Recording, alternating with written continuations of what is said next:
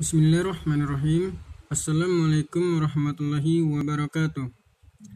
Pelajaran kita pada hari ini adalah tema 7, subtema 3, pembelajaran 1 dan pembelajaran 2. Kita lihat pada pembelajaran 1. Indahnya persatuan dan kesatuan negeriku. Bagaimana supaya tetap rukun tersebut? Kita lihat di sini. Indonesia memiliki keragaman adat, budaya, agama, dan masih banyak lagi keragaman-keragaman yang ada di Indonesia. Untuk pembelajaran hari ini kita bahas tentang keragaman agama. Adat budaya setiap daerah itu unik dan berbeda di daerah lain. Agama yang dianut penduduk pun beragam. Dengan perbedaan itu, bagaimana kita dapat menjaga persatuan dan kesatuan bangsa? Perhatikan di sini. Salah satu sikap yang harus kita lakukan adalah toleransi dan saling menghormati dalam menjalankan ibadah. Saling menghormati. Antara orang Islam dan orang Kristen harus bisa saling menghormati. Kemudian kita lanjutkan. Dan kita tidak boleh menghina teman yang berbeda agama.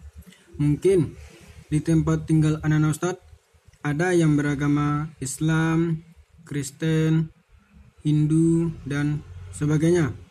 Nah, kita harus bisa saling menghormati. Tidak boleh menghina agama mereka. Dan sebagaimana yang juga sudah dicontohkan oleh Rasulullah, kita harus hidup saling rukun tanpa harus menghina agama dan keyakinan orang lain. Kita lanjutkan. Perhatikan kata sulit teks pada cerita ini. Salah satu contoh Ustaz ambil adalah toleransi. Kemudian untuk yang nomor 2 dan nomor 3-nya, silakan anak-anak Ustaz baca di rumah. Kemudian kita lanjutkan. Pokok pikiran pada paragraf. Kita lihat pada paragraf 1. Pokok pikiran pada paragraf 1. Ini paragraf 1. Pokok pikirannya adalah negara Republik Indonesia memiliki keragaman adat, budaya, dan agama. Itu pokok pikiran paragraf 1. Kemudian pokok pikiran paragraf 2. Kita lihat di paragraf 2. Ini paragraf 2 sampai ke bawah. Yaitu paragraf kedua adalah salah satu sikap yang harus kita lakukan adalah adanya toleransi dan saling menghormati dalam menjalankan ibadah. Kemudian untuk pokok pikiran paragraf 3, 4, silakan anak-anak Ustaz lanjutkan di rumah. Kemudian kita lanjutkan. Perhatikan di sini.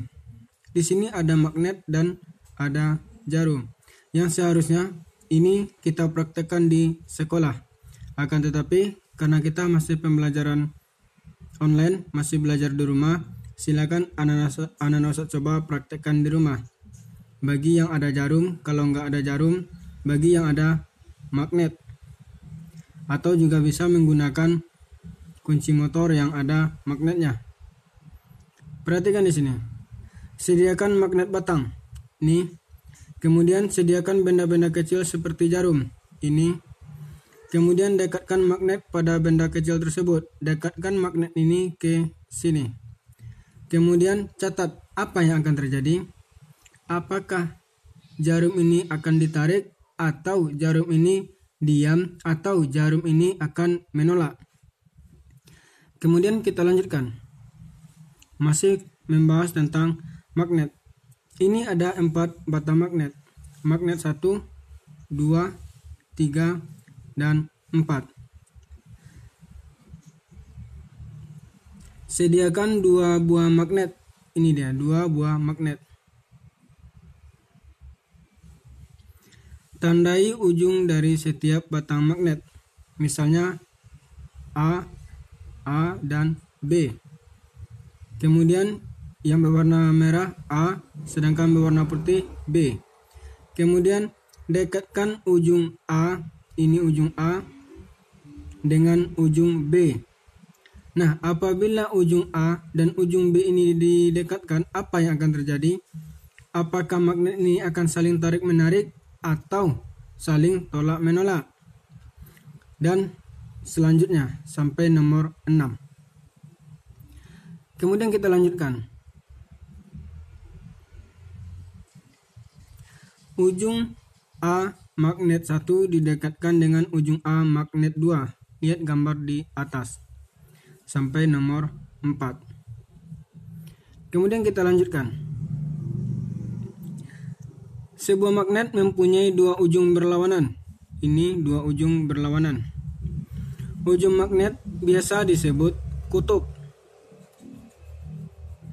2 kutub magnet yang berlawanan disebut kutub utara dan kutub selatan. Ini dia, kutub utara dan kutub selatan. Kutub selatan, kutub utara. Selatan, utara, selatan, utara.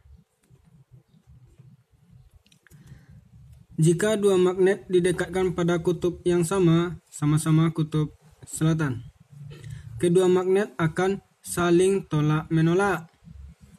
Sebaliknya, jika 2 buah magnet didekatkan pada kutub yang berbeda, kutub utara dan kutub selatan, yaitu berbeda, maka kedua magnet tersebut akan saling tarik-menarik. Kita lanjutkan. Interaksi 2 buah magnet misalnya yang kita dekatkan tadi akan menimbulkan gaya. Gaya itu disebut dengan gaya magnet. Apabila saling tarik-menarik tadi atau saling tolak-menolak tadi, itulah yang disebut dengan gaya magnet. Gaya magnet adalah gaya yang dihasilkan ketika 2 magnet atau lebih saling berinteraksi. Maksudnya saling tolak-menolak atau saling tarik-menarik. Kemudian kita lanjutkan lagi. Di sini ada gambar kompas. Gaya magnet dapat dimanfaatkan misalnya dalam pembuatan kompas. Ini gambar kompas. Kompas adalah alat petunjuk arah utara dan selatan. Arah utara dan arah selatan.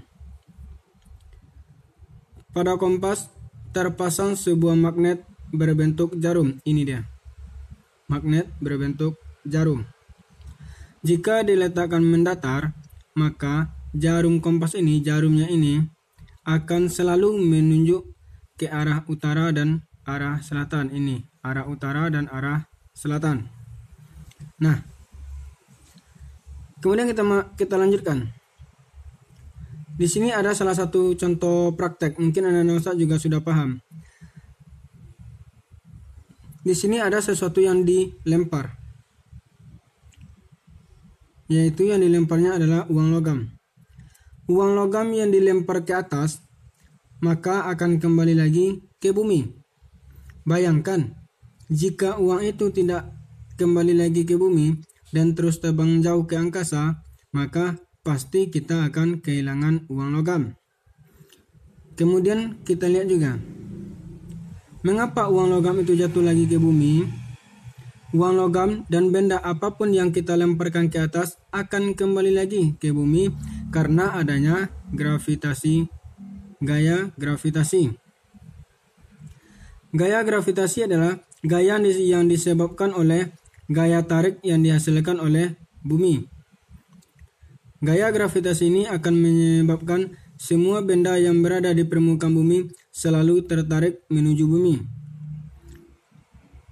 Karena adanya gaya gravitasi ini, makanya kita bisa berjalan, kita bisa mengendarai motor, dan sebagainya.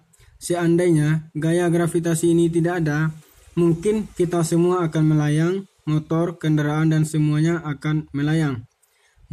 Kemudian karena adanya gravitasi, makanya kita bisa berjalan dan mengendarai motor, mobil, dan sebagainya.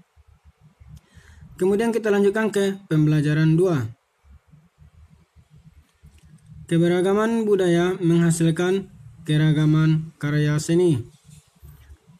Ini mungkin anak-anak Ustaz sudah pernah belajar. Ini ada salah satu gambar montase, kolase, mozaik, dan aplikasi. Yang harus anak-anak Ustaz pahami adalah antara kolase dan mozaik. Ini cara pembuatannya hampir sama, akan tetapi ada perbedaan. Kita lihat di sini.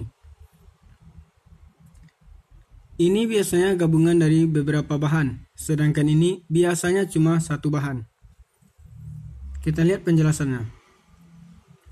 Montase, yaitu dibuat dengan menempelkan gambar-gambar yang sudah jadi.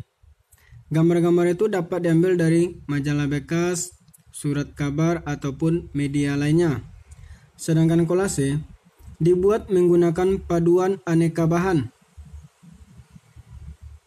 Yang ini dibuat menggunakan berbagai bahan, misalnya kertas, kain, dan kayu. Sedangkan mozaik ini hampir sama pembuatannya dengan kolase, akan tetapi potongan-potongan bahan yang ditempelkannya lebih kecil. Bahan yang digunakannya pun biasanya satu jenis. Misalnya kalau kertas saja. Kalau kaca pun demikian, cuma kaca aja. Ataupun menggunakan keramik dan sebagainya. Sedangkan kalau kolase ini adalah banyak bahan. Kemudian kita lanjutkan aplikasi. Aplikasi dibuat dengan menempelkan suatu bentuk dari bahan tertentu. Karya aplikasi banyak diterapkan pada kerajinan kain. Ini contohnya, menggunakan kain. Akan tetapi juga bisa menggunakan kertas dan sebagainya, yang biasanya menggunakan cuma satu bahan. Kita lanjutkan. Untuk cara membuat montase, kolase, mozaik, dan aplikasi, silakan anak-anak Ustadz baca dan pahami di rumah. Kemudian juga demikian, percantik dekorasi ruang tamu dengan seni mozaik. Seharusnya seni mozaik ini bisa kita praktekkan di saat awal kita masuk di kelas 4 kemarin untuk mempercantik ruang kelas 4 Zaid bin Sabit. Untuk pembelajaran hari ini kita cukupkan sampai di sini. Tetap semangat belajar hafalan dan murajaah di rumah. Barakallahu fiik. Jazakumullah khair. Assalamualaikum warahmatullahi wabarakatuh.